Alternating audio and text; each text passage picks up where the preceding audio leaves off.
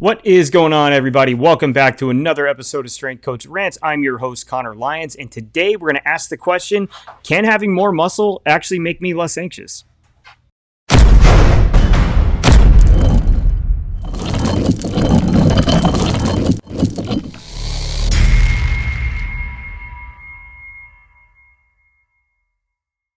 All right, so welcome back. Like I said in the intro, today we're going to be talking about anxiety and muscle mass, right? So there's a study that came out very recently. I had a friend on Facebook. He posts the most interesting studies.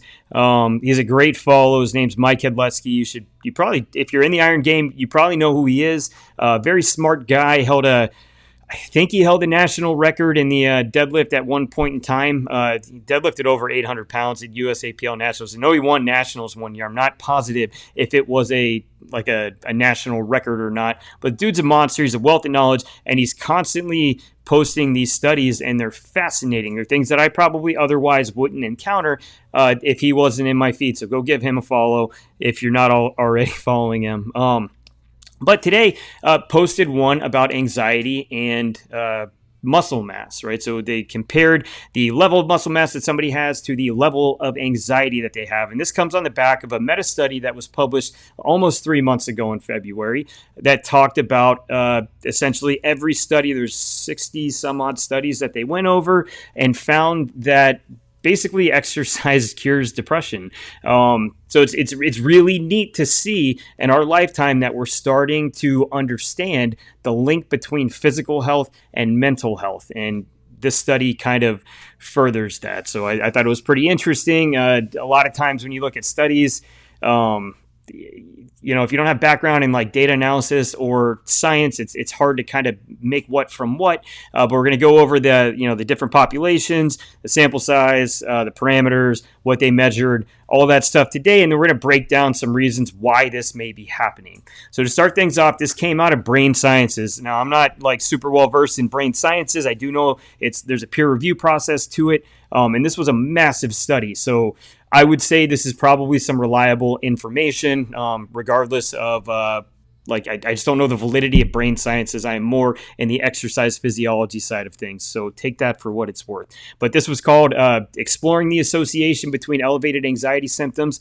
and Low Skeletal Muscle Mass Among Asymptomatic Adults, a population-based study in the Republic of Korea. So this was done in South Korea with patients at hospitals within a specific hospital system between 2018 and 2019 are when they gathered these participants and they took the measurements of all of this. We're going to go over all that now. So this study was comprised of 174,262 adults, of which 73,833 were women, 100,429 were men. All right, so it was mostly men, but there's still, it's an enormous sample size. It's 175, almost 1,000 people. This is a great N equals 175,000. That's great. They were aged between the ages of 18 and 89. So you have a pretty big population size, and you have a very diverse population size, which is great. They use bioelectrical impedance to determine the lean mass of these individuals. And bioelectrical impedance is basically, if you've ever, like an in-body is BIA, what we call it. It sends an electrical pulse through your body, and it measures how long it takes to get from like point A to point B, and then it decides how fat you are. There's some downfalls to it. If you're more hydrated, you can appear more lean. But for like a big study like this, it wouldn't be feasible to put everybody, test them in the water or get the fat calipers out. This is probably pretty quick, and it's a fairly reliable process if everybody's kind of going through the same process. Let me see. And I'm going to go into more depth. This is just kind of like an intro to the whole thing.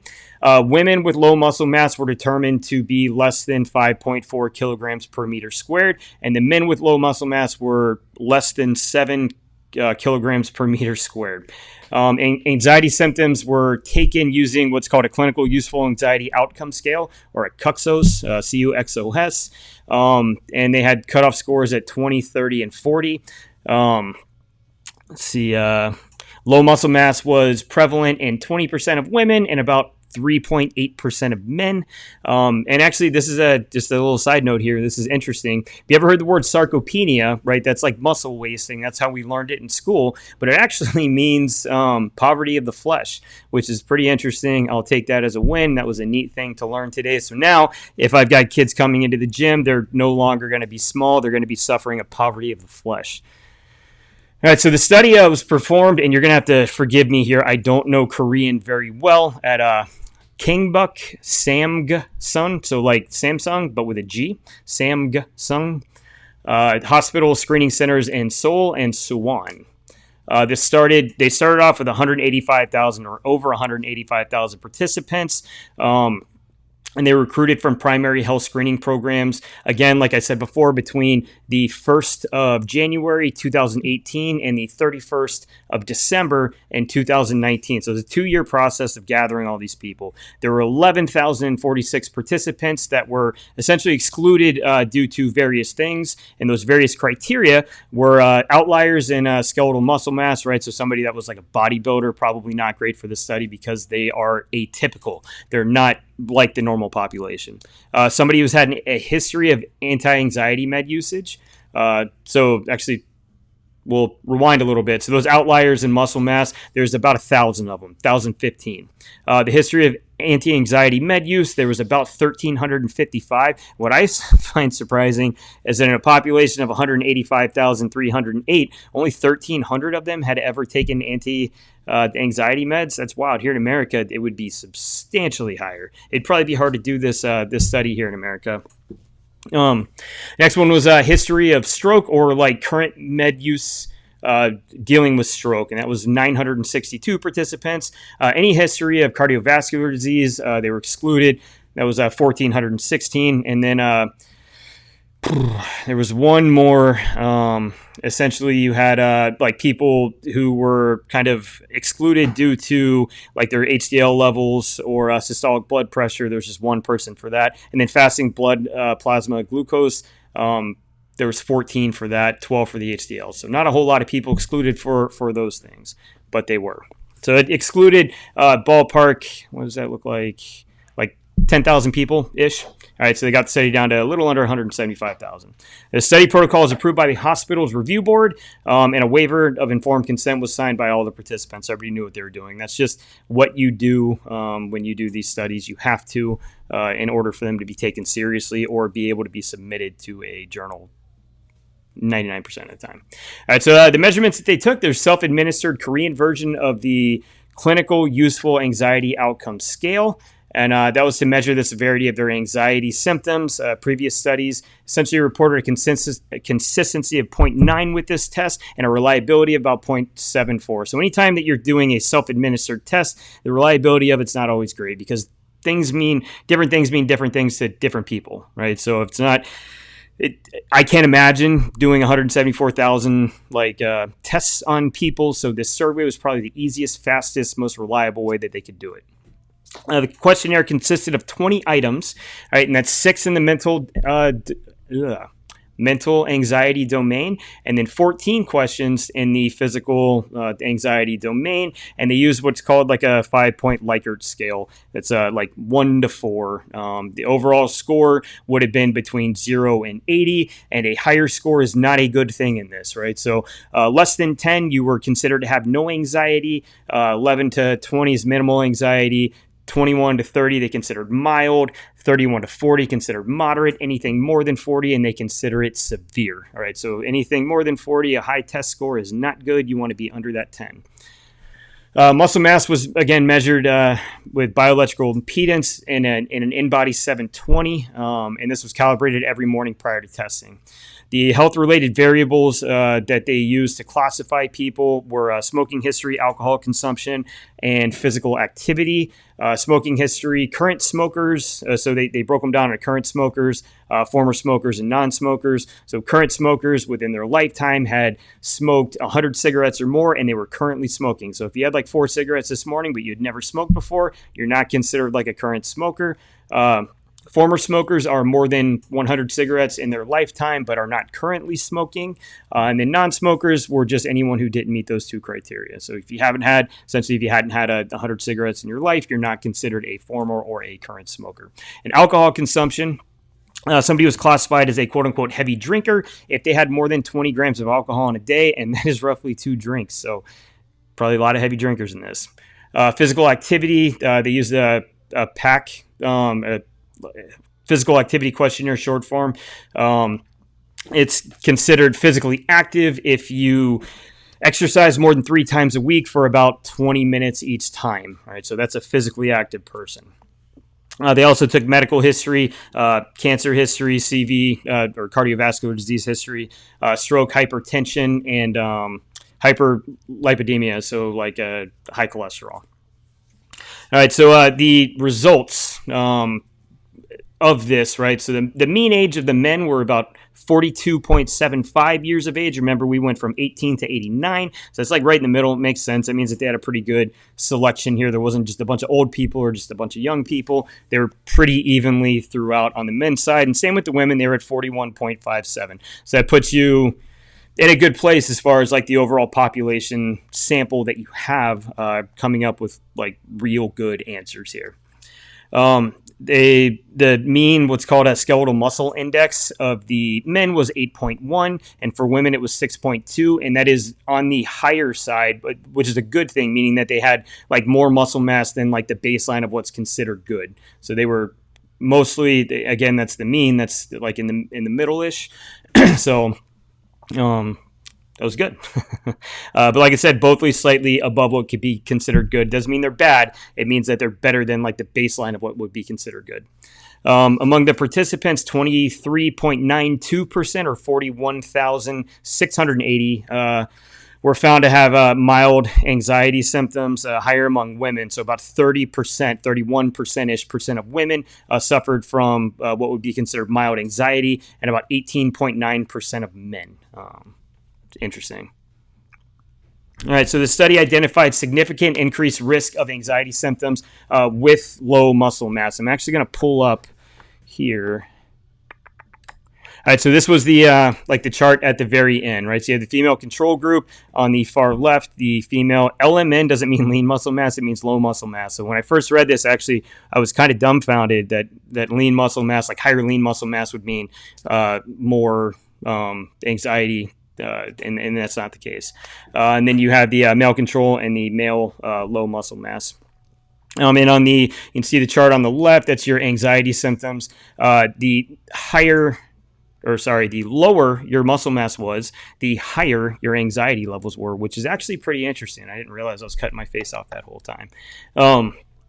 So that's just a graph from the study. There's a lot more information in the study. We're just kind of touching on everything, but that was the take home right there. All right, like I said, the study identified significant increased risk of anxiety symptoms with low muscle mass. All right, I got a bunch of notes that I'm going to kind of skim through here, so bear with me. Level of anxiety symptoms were higher in women. All right, the correlative or association between low muscle mass and anxiety symptoms were stronger in men. All right, so women had more anxiety, but the correlation between muscle mass and anxiety was actually higher in men. So as far as men go, the less muscle you have, the more anxious you're going to be. Although it was true for both men and women, it was just stronger with the men. The less muscle mass the participant had, the greater likelihood that they suffered from anxiety. So essentially, there's a direct correlation between being weak and being small and being anxious. Interesting. This was similar. So they quoted like a bunch of other studies within this study to talk about possible reasons why. And one of them was there was an Irish longitudinal study where they were at a nursing home. So everybody was age 50 or older. And they tested grip strength, and they found that the weaker your grip was, the more likely you were to being depressed.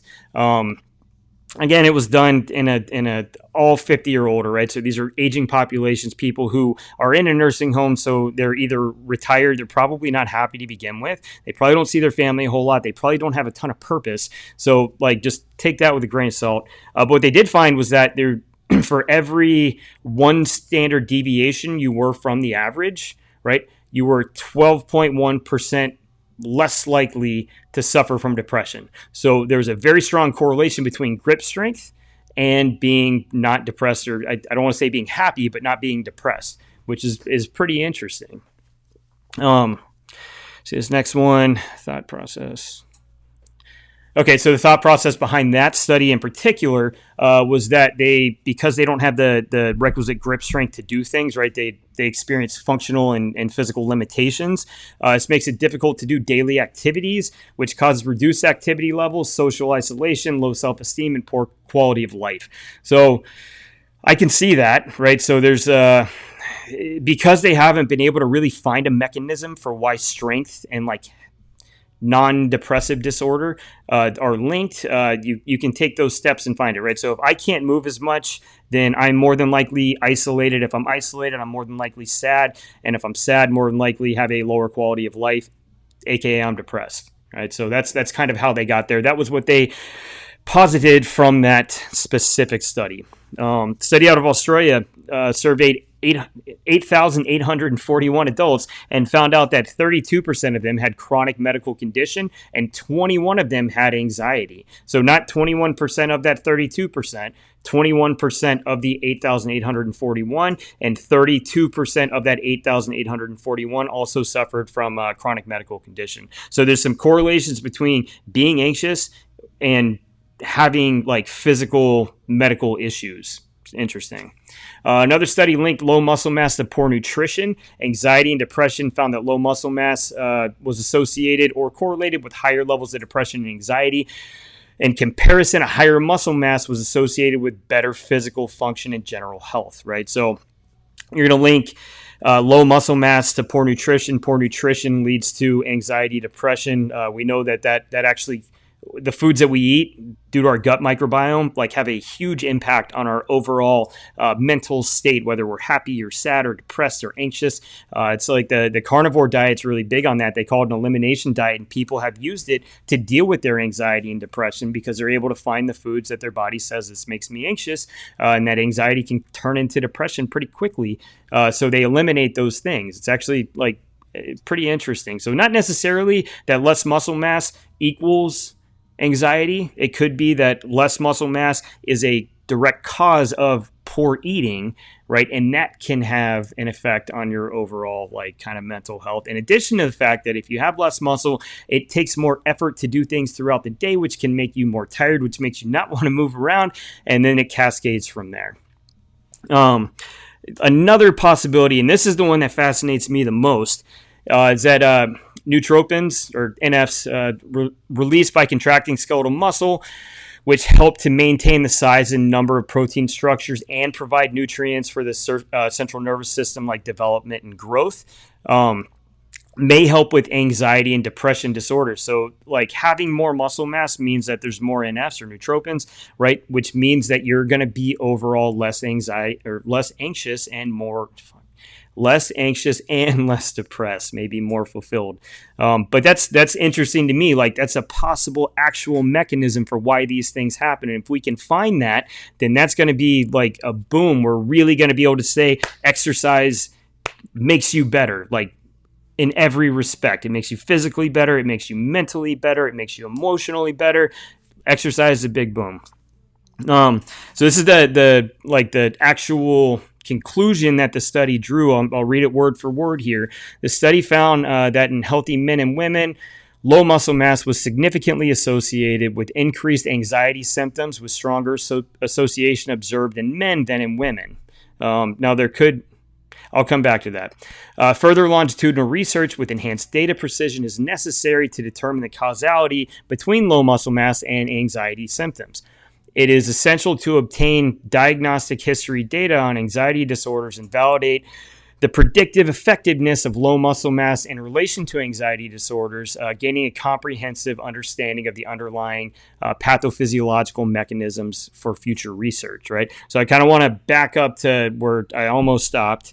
The study found that in healthy men and women, low muscle mass was significantly associated with increased anxiety symptoms, with stronger association observed in men than women, right? So this could be like a testosterone thing. If it's more so linked to men than it is to women, or at least more strongly correlated, you could make the argument that there could be something physiological as far as the testosterone goes, or there could be something cultural because men are meant to be stronger. Like physiologically, we're built that way. And from a cultural standpoint, like it's like being a big dude, you want to be big and strong. That's what you're supposed to be. And when you're not, maybe that puts you in an emotional hole. That's not a good place. It can make you more anxious. Maybe it makes you more anxious being out in public around a bunch of people because you don't feel like you can defend yourself. I don't know. I'm just kind of spouting off here, but so part of that could be cultural. But in my opinion, I really think this is a big physiological thing. So take that for what it's worth. That's the study. Again, it is, I'll read the name of it again, Exploring the Association Between Elevated Anxiety Symptoms and Low Skeletal Muscle Mass Among Asymptomatic Adults, a population-based study in the Republic of Korea, again, South Korea. It's wild. It's really interesting, between what they're finding with our gut microbiome affecting our mental health, and now like muscle mass is affecting our anxiety levels. Exercise in general is affecting our levels of depression. Like, we need to get out more. We need to exercise. That doesn't mean that you need to go to the gym, right? You need to train with weights 5 days a week in order to maintain your mental health. But it does mean that getting out and being active can be such a good thing. You look at it, you got that meta study that showed depression was significantly lower in those that exercise, and there was a direct correlation between the intensity of the exercise and the levels of away from depression that you were, right? So higher intensity, meaning like heavier weights, actually helped decrease that anxiety, and intensity also, and like how hard it is, right? How hard you push yourself can be correlated to being less depressed, right? That's wild. More muscle means you're going to be less anxious, which means you're less likely to become depressed. The foods that we eat affecting our gut microbiome, affecting the way our brain works. So like nutrition and exercise. Sorry, I'm long-winded today. And exercise are possibly two of the biggest things that we can do when it comes to our mental health.